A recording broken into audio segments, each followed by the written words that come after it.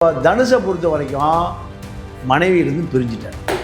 பிரிந்த பிறகு தனுஷை பொறுத்த வரைக்கும் அவர் ஒரு தீராத விளையாட்டு பிள்ளை. கமலஹாசன் நிலைமையும் அதுதான். நீங்கள் அந்த காலத்து தனுஷு கமலஹாசன், அந்த காலத்து தனுஷு கமலஹாசன். தனுஷனுடைய இப்போ இருக்கிற அந்த காதல் என்பது சில காலம் தொடரும், அவ்வளோ. அப்புறம் வேறொரு காதல் தொடரும். இவர்கள் இந்த திரைப்பட நடிகர்களையும் நடிகளை பொறுத்த வரைக்குமே காதல் என்பது நீங்கள் புது பொண்ணு புது மாப்பிள்ளைக்கு சொல்லுவாங்க, ஆசை 60 நாள், மோகம் 30 நாள். இவர்களுடைய கணக்கு அதுதான். நீங்கள் கமல் எத்தனை ஈசிஆர் பண்ணை வீட்டுக்கு போகாத நடிகர் நடிகைகளோ, பார்ட்டிகளோ, குத்தாட்டங்களோ, கும்முருட்டுகளோ, இதெல்லாமே இது ஒரு தற்காலிக விஷயம். தனுஷை பொறுத்த வரைக்கும், தனுஷு, சிம்பு இவர்களை பொறுத்த வரைக்கும் இதெல்லாம் ஒரு சாதாரண விஷயமாகத்தான் பார்க்கப்படுகிறது. மறுநாள் தாகூர் நீங்கள் முன்னாள் தாகூர் ஆகலாம், இந்நாள் தாகூராகவும் ஆகலாம்.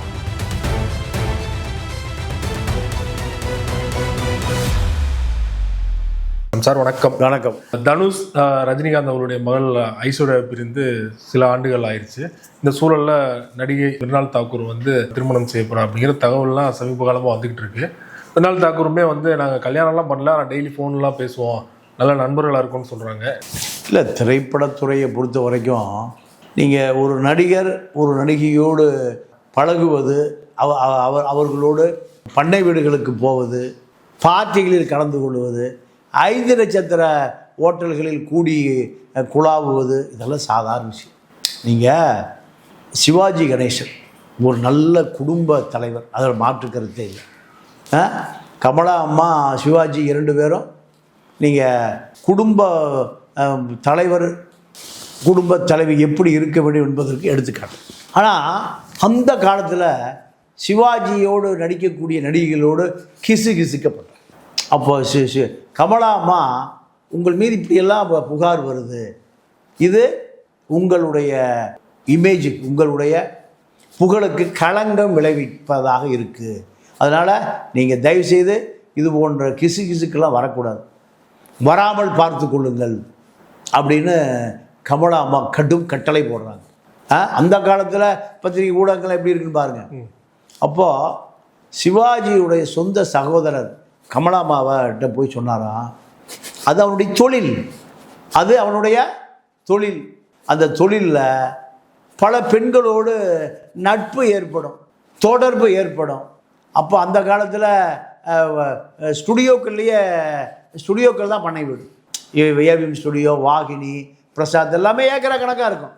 அப்போ அங்கே ஒருவர் சந்திப்பது, பேசுவது, கூடி குழாரெல்லாம் கிடையாது, அவுட்டோர் ஷூட்டிங் தான்.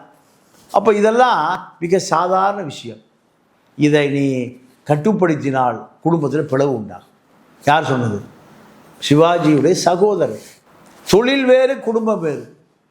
அவன் சம்பாதித்து கொண்டு வீட்டில் பணம் சேரலைன்னா தான் நீ கேட்கணும். ஊதாரியா பணம் எங்கேயோ செலவழிக்கப்படுகிறது, பணம் எங்கேயோ விரயமாகிறது, இதை மட்டும்தான் நீ கண்காணிக்கணும். யார் சொன்னது? சிவாஜியுடைய சகோதரர். பணமெல்லாம் இப்போ வந்துடுது வீட்டுக்கு. ஒரு படத்துக்கு என்ன சம்பளமோ அந்த சம்பளம் வீட்டுக்கு வந்துடுது. அப்புறம் ஏன் நீ கவலைப்படுற? அவனை நிம்மதியாக விட்டுரு. அவன் தொழிலில் நடிகைகளோடோ நடிகர்களோடோ பழகியவர்களோடோ அவனுடைய சுதந்திரத்தை தலையிடாது. ரஜினிகாந்த் அவருடைய மனைவிக்கும் பாலச்சந்தர் அவர்கள் இதே மாதிரி தான் அட்வைஸ் பண்ணதா கூட இதுதான் உண்மை. இப்போ ஆர்த்தி ஜெயம் ரவி என்ன பிரச்சனை? ஆர்த்தி கட்டுப்பாடை இருக்கிறார், அன்பின் காரணம், அது தவறு அல்ல. எங்கே 9 ஷூட்டிங் முடிஞ்சது, 9 மணிக்கு ஷூட்டிங் முடிஞ்சது, இப்போ 10 மணிக்கு வீட்டுக்கு வந்திருக்கணுமா? ஏன் வரல? ஒரு குடும்ப பெண் கேட்கத்தான் செய்வா. ஆர்த்திக்கும் ஜெயம் ரவிக்கும் என்ன பிரச்சனை? மனைவி என்று ஒருவர் இருந்தால் உங்களுக்கும் அதான் நிலைமை, எனக்கும் அதான் நிலைமை. வெளியூர் போயிட்டீங்களா? எத்தனை மணிக்கு சாப்பிட்டீங்க? எங்கே இருக்கீங்க? அங்கே இருக்கிற கேமராமேனோட அவர் ரூமில் யார் இருக்கா? அவர் எங்கே என்ன சாப்பிட்டாரு? யாரோட பேசிகிட்டு இருக்காரு? இது ஒவ்வொரு பெண்ணுக்கும் வருகிற இயல்பான கோபம்தான். ஆனால் இப்போ தனுஷை பொறுத்த வரைக்கும் மனைவியிலிருந்து பிரிஞ்சிட்டார். பிரிந்த பிறகு தனுஷை பொறுத்த வரைக்கும் அவர் ஒரு தீராத விளையாட்டு பிள்ளை. கமலஹாசன் நிலைமை அதுதான். நீங்கள் அந்த காலத்து தனுஷு கமலஹாசன், அந்த காலத்து தனுஷு கமலஹாசன். அப்போ 2 பேருக்குமே இதான் நிலைமை. 2 பேருக்குமே கால்கட்டு இல்லை. நீங்கள் லதா ரஜினிகாந்த் தான் இந்த டைவர்ஸுக்கே காரணம். அவங்க 2 பேரும் பிரிஞ்சது. ஆமாம். என்ன காரணம்னா, நீ விக்னேஷ் சிவன் நயன்தாரா திருமணம் செய்வதற்கு அந்த விக்னேஷ் சிவன் டைரக்ட் பண்ணார் ஒரு படம், நானும் ரவுடி தான். இந்த நானும் ரவுடி தான் படத்துக்கு 4 கோடி ரூபா பட்ஜெட். அது எத்தனை கோடியாக மாறுது? 8 கோடியாக மாறுது, 10 கோடியாக மாறுது. யாருடைய படம் அது? தனுஷுடைய சொந்த படம். இவர் லவ் பண்ணுறதுக்கு தனுஷுடைய படம். அப்போ லதா ரஜினிகாந்த் என்ன நினைக்குது, இவர் பல கோடி கடனை வச்சிருவார், அது தன்னுடைய சந்ததிகளை பாதிக்கும். இப்போ தனுஷுக்கு 2 பசங்க இருக்கானுங்களா? ஆமாம். இப்போ ரஜினியுடைய சொத்து 2ஆக பிரித்தால், சௌந்தர்யாவுக்கு பிரித்தா ஆளுக்கு ஒரு 1000 கோடி 500 கோடி வருது. ஆனால் தனுஷு திரைப்படத்திலே நீண்டு கொண்டிருந்தால் 1000 கோடி கடன் வந்து 1000 கோடி கடன் வந்துடும். இந்த கடனை வாங்குற எங்கே வந்து நிற்பாங்க? ரஜினிகிட்ட. அப்போ இது எப்போ நடக்கும்? 10 வருஷம் 20 வருஷம் கழிச்சு நடக்கும். இது அன்றே கணித்தார் லதா ரஜினிகாந்த். அதன் காரணமாக தான் இந்த டைவர்ஸ். வேண்டாம், உன்னுடைய குழந்தையுடைய எதிர்காலத்தை பார். உன்னுடைய கணவன் இப்போ இந்த வர்ற இந்த கிசுவை போல நீங்கள் நயன்தாரா விக்னேஷ் சிவன் திருமணமே இவருடைய 10 கோடி ரூபா பணத்தில் தான் காதலை டெவலப் ஆச்சு. இப்படி பல விஷயங்கள். அப்போ இப்போ இருக்கிற காதலும் அதே போன்று காதல் தான். ஆனால் அவர் தனுஷ் அவர்கள் வந்து ரஜினிகாந்த் அவருடைய மகளை கல்யாணம் பண்ணும்போது அவர் பெரிதளவு மார்க்கெட் இல்லை. இப்போ பார்த்தீங்கன்னா அவர் ஹாலிவுட் பாலிவுட்லாம் போயிட்டாரு. ரஜினிகாந்த் இருக்கிற அதே ஏரியா போயஸ் கார்டனில் வந்து அதே மாதிரி ஒரு பெரிய பங்களா கட்டியிருக்காரு. கிட்டத்தட்ட அது 80 கோடி 100 கோடின்னு சொல்கிறாங்க. ஸோ அவர் வளர்ந்துக்கிட்டே தானே போகிறாரு. இல்லை, அவர் கடனாளியெல்லாம் மாறல. இல்லை, வளர்ந்துட்டே போனாலும் கடனும் வளர்ந்து கொண்டே போகிறது. கடனில் தான் இருக்காரு. நீங்கள் சினிமாக்காரங்க 50 கோடி 100 கோடியில் ஒரு பெரிய விஷயமே இல்லை. ஆனால் 1000 கோடி கடன் வரும்போது தான் என்ன ஆகும்? சர்ச்சை, சண்டை, வம்பு தும்பு, கோர்ட்டு, நீதிமன்றம் எல்லாம் வரும். பிரபலமான நிறுவனங்களை இப்போ என்னாச்சு? ஏவிஎம் படம் எடுக்கிறது நிறுத்திட்டாங்க. லைக்கா, சௌத்ரி, அதை விட தனுஷ் என்ன அவ்வளோ பெரிய நிறுவனமாக வச்சுருக்காரு. நீங்கள் 3000 கோடி நட்டன்னு பேசிக்கிறாங்க. யாரு? லைக்காவுக்கு.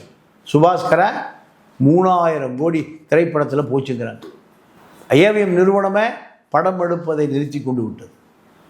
சௌத்ரி நம்ம தேவயானி வீட்டுக்காரர் எடுத்த படம் என்ன படம்? விண்ணுக்கும் மண்ணுக்கும். விண்ணுக்கும் மண்ணுக்கும். நீங்கள் படத்தை பார்க்குறாரு, படம் ஒன்றுமே இல்லை, கிரியேட்டிவே இல்லை. நீ திருமணம் செய்ய செட்டில் ஆவதற்கு நான் 7 கோடி செலவு பண்ணேன்னு போயிட்டார். யார்? சௌத்ரி. இப்படி தான். அப்போது தனுஷனுடைய இப்போ இருக்கிற அந்த காதல் என்பது சில காலம் தொடரும், அவ்வளோதான். அப்புறம் வேறொரு காதல் தொடரும். இவர்கள் இந்த திரைப்பட நடிகர்களையும் நடிகைகளை பொறுத்த வரைக்குமே காதல் என்பது நீங்கள் புது பொண்ணு புது மாப்பிள்ளைக்கு சொல்லுவாங்க, ஆசை 60 நாள், மோகம் 30 நாள். இவர்களுடைய கணக்கு அதுதான். நீங்கள் கமல் எத்தனை வாணி கணபதினு ஒரு அம்மா, மேல்நாட்டு மருமகள், நல்லா ஒரு 40 வருஷம் முந்தி படம் பார்த்தேன், பெங்களூர். இந்த அம்மா தான் முதல் மனைவி. வாணி கணபதி, வாணின்னு வரும். அதற்கு பிறகு நீங்கள் பல நடிகைகளோடு கிசுக்கப்பட்டார். கடைசியாக நீங்கள் சூரியனுடைய அம்மா, குஜராத்தை சேர்ந்த அந்த நடிகை, இப்போ அந்த அம்மா கூட இல்லை. அவர் கௌதமி சொன்னாங்க, சிரிப்பி பல பேரை அந்த பட்டியலில் இருக்குது. அதே போல தான் இப்போ தனுஷனுடைய பட்டியலும் தற்காலிக பட்டியல் இருக்குது. அந்த அம்மா என்ன பேர் சொன்னீங்க? மிருனால் தாகூர். இது மிருனால் தாகூரை நீங்கள் அது முன்னாள் தாகூராக மாறிடும்.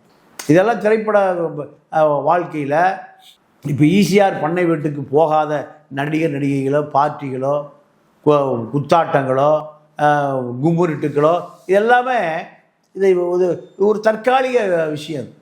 தனுஷை பொறுத்த வரைக்கும், தனுஷு, சிம்பு இவர்களை பொறுத்த வரைக்கும் இதெல்லாம் ஒரு சாதாரண விஷயமாகத்தான் பார்க்கப்படுகிறது. திரைப்பட வாழ்க்கையில் நீங்கள் கட்டுப்பாடு என்பதே இல்லை.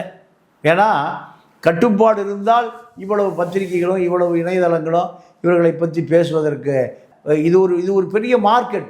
சினிமா பத்திரிகை என்பதை இப்போ வந்திருக்க சமூக வலைதளங்களுக்கு முன்பு இது ஒரு மிகப்பெரிய மார்க்கெட். திரைப்பட நடிகைகளுடைய கிசுகிசுக்களை, அந்தரங்க செய்திகளை பார்ப்பது தான் இங்கே ஒரு மிகப்பெரிய ஒரு சந்தை.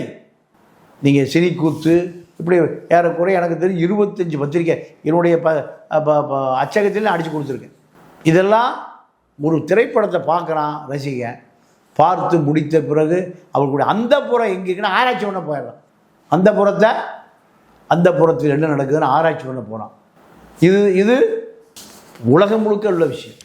உலகம் முழுக்க மர்லின் மன்ரோவிலிருந்து அமிதாப் பச்சன் ரேகா காலத்திலிருந்து தர்மேந்திர ஹேமா மாலினி காலத்திலிருந்து இதெல்லாமே கிசுகள். ஹாலிவுட், நம்மோடு கோலிவுட்டு, பம்பாய் பாலிவுட்டு, ஹாலிவுட்டு, ஆங்கிலேய நாவல்களை பல கிசுகளை தொடர்ந்து தானே ஆங்கில நாவலே உருவாகுது. அப்போ இது தனுசு விதிவிலக்கல்ல. மறுநாள் தாகூர் நீங்கள் முன்னாள் தாகூர் ஆகலாம், இந்நாள் தாகூராகவும் ஆகலாம். இது சினிமா துறைக்கே உள்ள இயற்கையான குணாம்சம். இதை மாற்றவே முடியாது. உங்கள் நேரத்தை பல்வேறு தகவல்களோட பகிர்ந்து கொண்டீங்க. மிக்க நன்றி. நன்றி, வணக்கம்.